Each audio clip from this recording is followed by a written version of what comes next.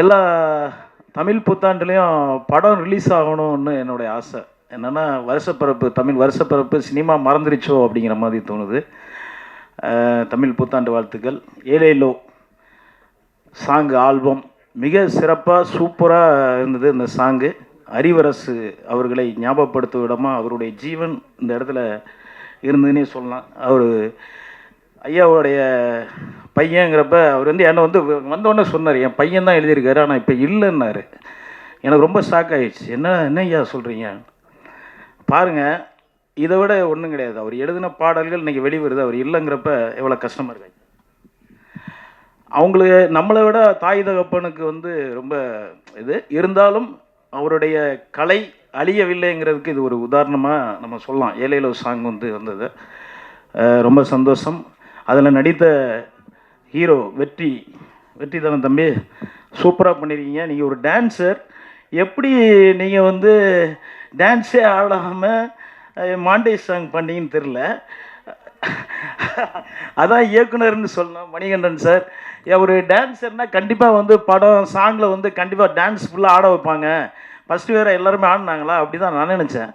ஆனால் டைரக்டர் வந்து இல்லைப்பா நீ ஆட வேணாம், பேசாமல் நின்னா போதும், வந்து போயிட்டுரு அப்படின்னு பண்ணியிருக்காப்புல. ரொம்ப அழகாக பண்ணியிருக்கீங்க தம்பி, சூப்பர் வெற்றி. அதேமாதிரி ஹீரோயின் நிறைய வாய்ப்பு உங்களுக்கு வர வாய்ப்பு இருக்குது. 2 பேருக்குமே மெயினாக ரொம்ப அழகாக பண்ணியிருக்கீங்க. கேமராமேன் சார் சூப்பராக ஒர்க் பண்ணியிருக்காப்புல. கேமராமேன் ஸ்டில் ஃபோட்டோகிராஃபர் வந்து ஒரு அடுத்த ஸ்டெப்புக்கு கேமராவாக ஒரு அழகாக பண்ணியிருக்கார். நான் இந்த மேடைக்கு வர்றதுக்கு காரணம் மெயினாக வந்து ஜெய் கிரீஷ் நண்பன் தம்பி மியூசிக் டைரக்டர். காரணம் என்னென்னா இந்த மெயினாக ஏலேலோ சாங் ரொம்ப சூப்பராக பண்ணியிருக்கேன் தம்பி, செம, ரொம்ப சந்தோஷம். என் கூட வந்து எங்கள் கூட அப்படின்னே சொல்லலாம். வாழ்க விவசாயின்னு ஒரு படம் வந்து தம்பி தான் மியூசிக் பண்ணியிருக்காப்புல, அடுத்து ரிலீஸ் ஆக போகுது. அடுத்தது ஜீவகாருண்யம்னு ஒரு படம், அதுவும் நான் அதில் லீடு பண்ணியிருக்கேன். 2 படத்துக்கும் அவர் தான் மியூசிக் டைரக்டரு. மிக சந்தோஷம்.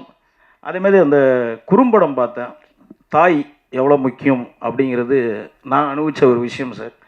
எங்கள் அம்மா வந்து சின்ன வயசில் தவறிட்டாங்க. அது இன்றைக்கி வரைக்கும் என் மனசை விட்டு போகலை, என்றைக்குமே போகாது அப்படின்னு தான் நினைக்கிறேன். நம்ம நாடே நம்ம தாய் நாடு தான் சொல்லுவோம். நம்ம தாயை மறக்க மாட்டோங்கிறதுக்கு ஒரு உதாரணமாக ஒரு பெண்கள் நம்ம நாட்டில் கண்கள்ங்கிற மாதிரி சூப்பராக சொல்லியிருக்கீங்க சார். யாராவது ஒரு பெண்களை அடிக்கிறாங்களோ, கோவப்படுறாங்களோ, சண்டை வந்தாங்களோ, அவங்களுமே ஒரு அன்பு செலுத்த ஒரு அப்பாவால் முடியாது. என்ன வேணாலும் சொல்லுங்கள், ஒரு அம்மாவை விட்டு பிள்ளையை விட்டு போயிடலாம், ஆனால் அப்பாவை விட்டு போக முடியாது. எப்படி இருந்தாலும் அப்பா எப்படா இவன் தொல்லை தாங்க முடியல, முதல்ல வெளியே கிளம்புவோம் அப்படிங்கிற மாதிரி தெரியும். தாய் மாதிரி பார்க்கக்கூடிய ஆள் இல்லை. இந்த டீமுக்கு என்னுடைய வாழ்த்துக்கள். கண்டிப்பாக இவங்க திறமையை வந்து நிரூபிச்சிருக்காங்க. மெயினாக மணிகண்டன் சாருக்கு வாழ்த்துக்கள். அடுத்த படங்களில் நீங்கள் வந்து ஜொலிக்கணும். கேமராமேனாக இருக்கட்டும், ஆர்டிஸ்டாக இருக்கட்டும். தம்பி இது டான்ஸ் தெரியாமல் நீ ஒத்துக்கிட்ட பெரிய விஷயம், அதுவும் ப்ரொடக்ஷன் பண்ணி பெரிய விஷயம். தேங்க்யூ. ஆல் டீமுக்கு என்னுடைய வாழ்த்துக்கள், மென்மேலும் வெற்றியடைய வாழ்த்துக்கள். தேங்க்யூ. ஃபர்ஸ்ட் ஆஃப் ஆல் இந்த டீம், ஏலேலோ டீம், இந்த ப்ரொடியூசர், அதனுடைய மியூசிக் டைரக்டர், அதுக்கப்புறம் லிரிசிஸ்ட்டு, இந்த ஹோல் டீம் நடித்தவங்க எல்லாத்துக்குமே என்னோடய மனமார்ந்த பாராட்டுகளையும் கங்க்ராச்சுலேஷன்ஸையும் தெரிவிச்சுக்கிறேன். இந்த ஃபங்க்ஷனுக்கு என்னை கூப்பிட்டது கார்த்திக் அண்ட் சரவணன் தான். சரவணன் யாருன்னு உங்களுக்கு தெரியும், தளபதி அவங்களுடைய ஃபோட்டோகிராஃபர், அவங்க ஃபேமிலி ஃபோட்டோகிராஃபர்னு சொல்லலாம். சின்ன வயசுலேருந்து அவங்க வீட்டில் தான் இருந்தார். ஒரு பாஸ்போர்ட் சைஸ் ஃபோட்டோவிலேருந்து இன்றைக்கி ஒரு கட் அவுட் வைக்கணுன்னா கூட அவர் எடுக்கிற ஃபோட்டோஸ் தான். ஸோ தளபதியோடைய நம்பிக்கைக்கு ரொம்ப பாத்திரமானவர். அவர் இந்த ப்ரோக்ராமை மிக சிறப்பாக அரேஞ்ச் பண்ணியிருக்காரு. அண்ட் வாழ்த்துக்கள். அவர் இப்போது ஸ்டில் ஃபோட்டோகிராஃபர் மட்டும் கிடையாது, ஒரு எலிஜிபிள் பிஆர்ஓ கார்டு எடுத்துட்டாரு. ஸோ பப்ளிக் ரிலேஷன்ஸ் ஆஃபீஸர் அப்படின்ற ஒரு போஸ்டிங்கும் இப்போ இருக்குது. இந்த ஒரு ப்ரோக்ராம்லேருந்து, இந்த ஒரு ஆல்பத்துலேருந்து உங்களுடைய பயணம் நல்லபடியாக தொடரணும் அப்படின்னு ஆசைப்பட்றேன். ஜெயிக்கிறதுக்கு என்னோடய வாழ்த்துக்கள். அப்புறம் இந்த டீம், ஏலேலோ டீம், இது மாதிரி நிறைய ஆல்பம்ஸ் பண்ணணும், மூவிஸ் பண்ணணும் அப்படின்னு அந்த மியூசிக் கம்போசருக்கு பண்ணணும் அப்படின்னு ஆசைப்பட்றேன். ஸோ எனிவே, இந்த வாய்ப்பளித்த எனக்கு இந்த ஹோல் டீமுக்கு ரொம்ப ரொம்ப நன்றி. All the best, all the best. God bless. Thank you. Short film பார்த்தோம் நம்ம, ட்ரீம்ஸு. அதுக்கப்புறம் ஏலேலோன்னு சொல்லிட்டு இந்த சிங்கிள் சாங் பார்த்தோம். ரெண்டுத்துலேயும் அவர் ஒரு விஷயத்த தான் வச்சுருக்காரு. ஒன்றுத்தில் என்ன வச்சுருக்காருனாக்கா, கருவே உருவாக வேண்டாம்னு சொல்லி பாட்டு பாடிட்டார். அதுக்கப்புறம் ட்ரீம்ஸில் பார்த்தோம்னாக்கா உருவான கருவை கலைக்கிறதுக்காக ஒரு விஷயம் சொல்லியிருக்காரு. கருவுன்றது ரெண்டும் ஒன்று தான், ஆனால் ரெண்டுத்தையும் வந்து ரெண்டு விதமாக சொல்லியிருக்காரு. அதையும் வந்து ஷார்ட் அண்ட் ஸ்வீட்டாக சொல்லியிருக்காரு. ஒரு பாட்டு தொடங்கும் போது என்ன ஃபீலில் தொடங்குச்சோ அந்த பாட்டு அவ்வளோ சீக்கிரம் முடிஞ்சு போச்சு. முடிகிறதுக்குள்ளே அந்த பாட்டுக்கான ஒரு ஃபீல் வந்து கொடுத்துருக்காரு. இந்த ஷார்ட் ஃபிலிம்லேயும் வந்துட்டு ஷார்ட்டாக சொல்கிறேன்னு சொல்லிட்டு எவ்வளோ சொல்ல முடியுமோ, பெண் சிசு வந்து கருக்கலைப்புன்றது நடக்குது, அது நடக்கக்கூடாதுன்றது தான் அவருடைய இந்த ஷார்ட் ஃபிலிமில் தெரிஞ்ச ஒரு விஷயம். இப்போ பெண் சிசுவை வந்து அழிக்கிறாங்க, கொலை பண்ணுறாங்க, அதை தடுக்கிறாங்கன்னு சொன்னாங்கனாக்கா இன்னொரு 15-20 வருஷத்தில் வந்து ஆண்களுக்கு பெண்களே இல்லாமல் தட்டுப்பாடு தான் வரும். இப்போ இருக்கிற ஆண்களே நிறைய பேர் வந்துட்டு பெண் கிடைக்காம தான் போராடிக்கிட்டு இருக்காங்க. அப்படி இருக்கும்போது நிச்சயமாக இந்த மாதிரி வந்து பெண் சிசு கொலை பண்ணுறதோ, அதை வந்து அபார்ஷன் பண்ணுறதோ, அந்த மாதிரி விஷயங்கள்லாம் வந்து நடக்கக்கூடாதுன்றது தான் அவருடைய அந்த கருத்தை அதை சொல்லியிருந்தார். இது இல்லாமல் அவர் வச்சுருக்கிற நிறைய நல்ல கதைகள் வச்சுருக்காரு. அந்த கதைகள் எல்லாம் படம் பண்ணணும்னு சொல்லிட்டு அவர் ஒரு தடவை முயற்சி பண்ணும்போதும் சரியான ஒரு பிளாட்ஃபார்ம் அவருக்கு அமையலைன்னு சொன்னோம்னாக்கா, ப்ரொடியூசர்கிட்ட போனோம்னாக்கா கதையை கேட்டுட்டு படம் பண்ணுற ப்ரொடியூசர்லாம் இருந்தாங்க. இப்போ வந்து கதையை கேட்டுட்டு ப்ரொடியூஸ் பண்ணக்கூடிய ப்ரொடியூசர் இல்லை. இந்த ஹீரோவுக்கு எந்த ஹீரோ வச்சுருக்கீங்கன்னு கேட்குறாங்க. ஹீரோ வச்சுருக்கிறவங்க மட்டும்தான் படம் பண்ண முடியுன்ற நிலைமை இருக்கிறதுனால தான் நல்ல கரு வச்சுருக்கிறவங்களால சீக்கிரமாக படம் பண்ண முடியல. கொஞ்சம் போராட்டத்துக்கு அப்புறம் தான் வந்துட்டு இந்த மாதிரி டைரக்டருங்களாம் என்ன மாதிரி டைரக்டருங்களாம் வந்துட்டு இன்னும் பெருசாக வந்து ஜெயிக்கிறதுக்கான வாய்ப்பு வரும். அப்போது ப்ரொடியூசருங்க வந்துட்டு அவங்க டைமை வந்து ஸ்பெண்ட் பண்ணி நல்ல கதை யார் சொல்கிறாங்க, கண்டென்ட்டு தான் சினிமான்றதுக்கு இன்றைக்கி வந்துட்டு இருக்கிற நல்ல படங்கள், நிறைய படங்கள், சின்ன படங்கள்லாம் நல்லா பெரிய வெற்றி அடைஞ்சு ஓடிக்கிட்டு இருக்கு. சமீபத்தில் வந்த லப்பர் பந்து, குடும்பஸ்தன், குட் நைட்டு, இது போன்ற படங்கள்லாம். டிராகன் கூட வந்துட்டு ஒரு ஆவரேஜ் பட்ஜெட்டில் எடுக்கப்பட்ட படம் தான். இன்றைக்கி 100 கோடிக்கு 150 கோடின்னு சொல்கிறாங்க. இதெல்லாம் கண்டென்ட் பேஸ்டு படத்துக்கு மட்டும்தான் வந்துட்டு பெரிய சக்ஸஸ் கிடைக்குது, யூஜி சக்ஸஸ் கிடைக்குதுன்றதை தொடர்ந்து ப்ரூவ் பண்ணிகிட்டு இருக்காங்க.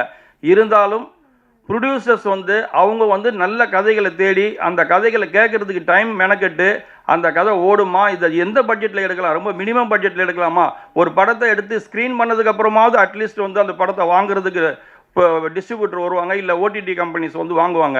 அதை கண்டுபிடிக்கிற இடத்துலையாவது ப்ரொடியூசர்ஸ் இருக்கணும். ஆனால் இன்றைக்கி இருக்கிற ப்ரொடியூசர்ஸ், தமிழ்நாட்டில் இருக்கிற ப்ரொடியூசர்ஸ் என்ன பண்ணுறாங்கனாக்கா அவங்களுக்குள்ளவே வந்து பிரச்சனை பண்ணிக்கிட்டு சங்கங்களை உருவாக்குற இடத்துல இருக்காங்களே தவிர நல்ல படங்களை உருவாக்க வேண்டிய இடத்துல இருந்து தவறிட்டாங்க. அது இல்லாமல் இப்போ என்ன போயிட்டுருக்குனாக்கா அவங்க வந்து தொழிலாளர் சம்மேளனமும் தொடங்கணும்னு சொல்லி சொல்கிறாங்க. ஒரு சங்கம் இருக்கிற சங்கத்துக்கான தொழிலாளர்களுக்கு வேலை கொடுக்கறதுக்கு சரியாக இருக்கும். இன்னொரு சங்கம் எதுக்கு தொடங்குறாங்க, எதுக்கு இது போல் வந்து ஒரு விஷயத்தை வந்து வெளியில் கொண்டு வராங்க? உங்களுக்குள்ளே இருக்கிற இந்த பிரச்சனைகளை சங்கங்கள் உருவாகிறத விட தமிழ் சினிமா காக்கப்படணுன்றதுக்கு நீங்கள் நிறையா மெனக்கிடணும். அதுக்கான வேலை உங்களுக்கு நிறைய இருக்குது.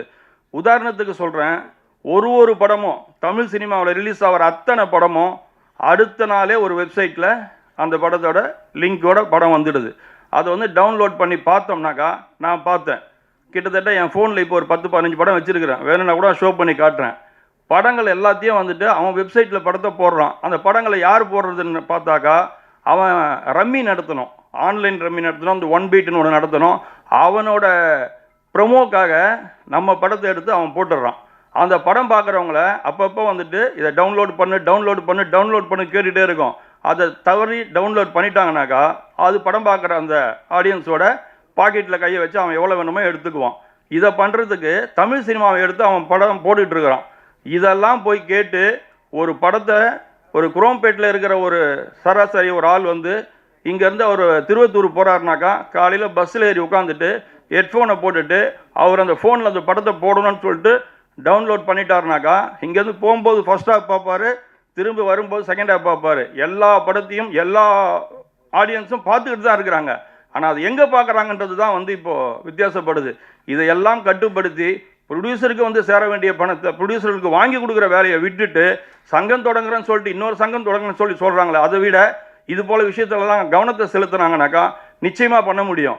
இப்போது நிறைய பேர் என்ன பண்ணுறாங்க, இந்த படத்தை எல்லாத்தையும் என்ன பண்ணுறாங்க, குரூப்பில் வந்து ஷேர் பண்ணுறானுங்க லிங்க்கு. புது படம் வந்துருக்குது, டிராகன் வந்துருக்குது, குடும்பஸ்தன் வந்துருக்குது. அவங்க வந்து என்ன பண்ணுறா சொல்லிவிட்டு யார் ஃபஸ்ட்டு அந்த லிங்கை வந்து அந்த குரூப்பில் ஷேர் பண்ணுறன்றதை பண்ணிகிட்டு இருக்காங்க. அந்த குரூப்பில் இருக்கிற அத்தனை பேரும் அந்த படத்தை பார்க்குறான். படங்கள் பார்க்குறவங்களுடைய எண்ணிக்கையில் அதிகமாகிட்டு இருக்கு. ஆனால் படம் வாய்ப்பு கிடைக்க வேண்டிய புதுமுக இயக்குநர்களுக்கு வாய்ப்பு கிடைக்கிறதுன்னு குறைஞ்சிட்டு இருக்குது.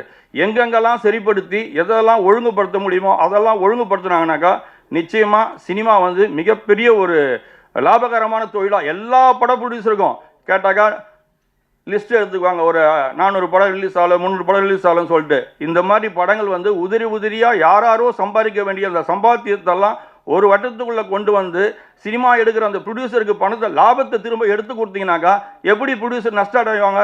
எப்படி வந்து ஒரு ப்ரொடியூசர் வந்துட்டு படம் ரிலீஸ் ஆகாமல் போகும்? மினிமமாக படத்தை ரிலீஸ் பண்ண முடிஞ்சால் கூட பண்ண முடியும். இப்போ நான் சொல்கிற இந்த குற்றச்சாட்டு வந்துட்டு நிறைய வெப்சைட்டில் வந்து இப்போ அடுத்த நாளே வந்துடுது. அப்போ அடுத்த நாள் வரக்கூடிய அந்த விஷயத்தை தடுக்க வேண்டிய பொறுப்பு யாருக்கிட்ட இருக்குது? இருக்கிற ப்ரொடியூசர்ஸ் கவுன்சிலில் இருக்கிறவங்க, அதுக்கான சங்கத்தில் தலைமை பொறுப்பில் இருக்கிறவங்க அந்த விஷயத்தெல்லாம் கொஞ்சம் டிஸ்கஸ் பண்ணிவிட்டு படங்களை வந்து காப்பாற்றினாலுமே நிச்சயமாக வந்து நிறைய சின்ன படங்கள் எடுக்க ஆரம்பிப்பாங்க. அப்போ மணி மாதிரி ஆளுங்கள்லாம் டக்குன்னு டைரக்டர் ஆவாங்க. அவங்கக்கிட்ட இருக்கிற நல்ல நல்ல கண்டென்ட்லாம் வெளில வரும், மக்கள்கிட்ட போய் சேரும். அதனால் நிறைய பேருக்கு வாய்ப்பு கிடைக்கும். அதுக்கான வேலையை பார்த்தாங்கனாக்கா ரொம்ப சிறப்பாக இருக்கும்.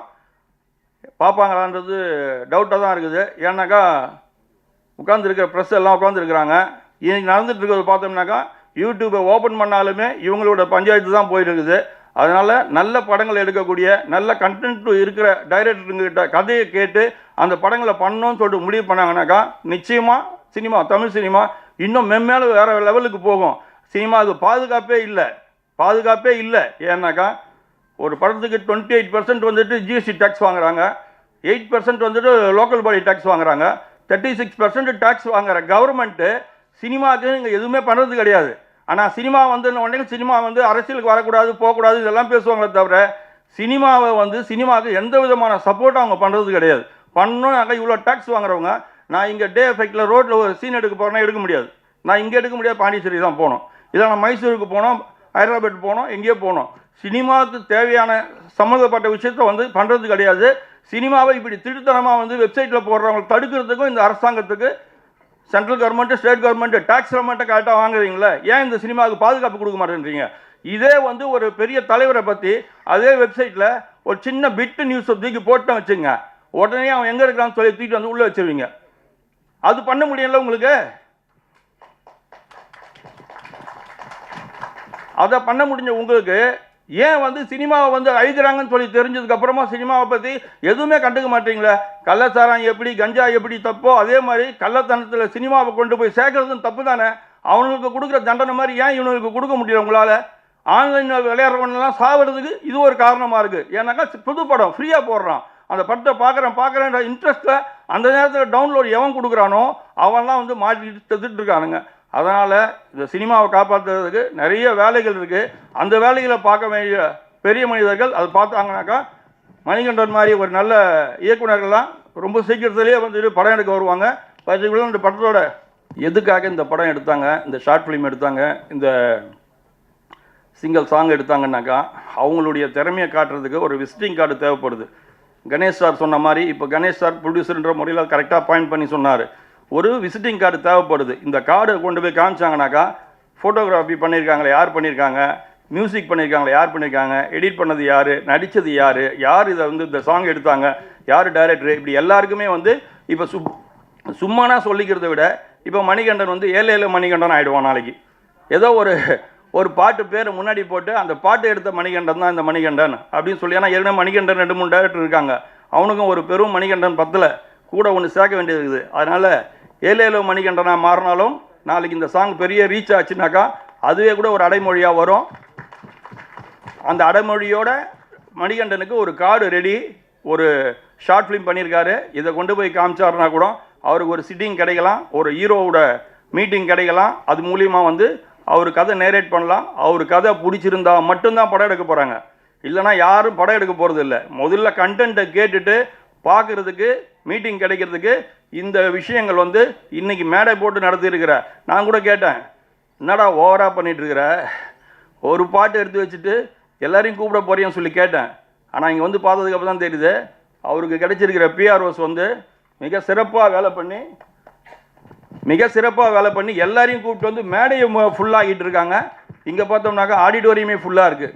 இவ்வளோ பெரிய ஒரு நிகழ்ச்சியை ஏற்படுத்தி கொடுத்த இந்த கண்டென்ட் பண்ண ப்ரொடியூசருக்கும், இதை பிஆர்ஓவாக இருந்து வேலை பார்த்த அந்த நண்பர்களுக்கும் மற்றும் இந்த படத்தோட ஆல் டெக்னீஷியனுக்கும் மேடையில் வந்திருக்கிற அத்தனை பேருக்கும் முன்னாடி அரங்கத்தில் கூடியிருக்க உங்கள் அத்தனை பேருக்கும் எனது இனிய வணக்கத்தை சொல்லி விடைபெறுகிறேன். நன்றி, வணக்கம்.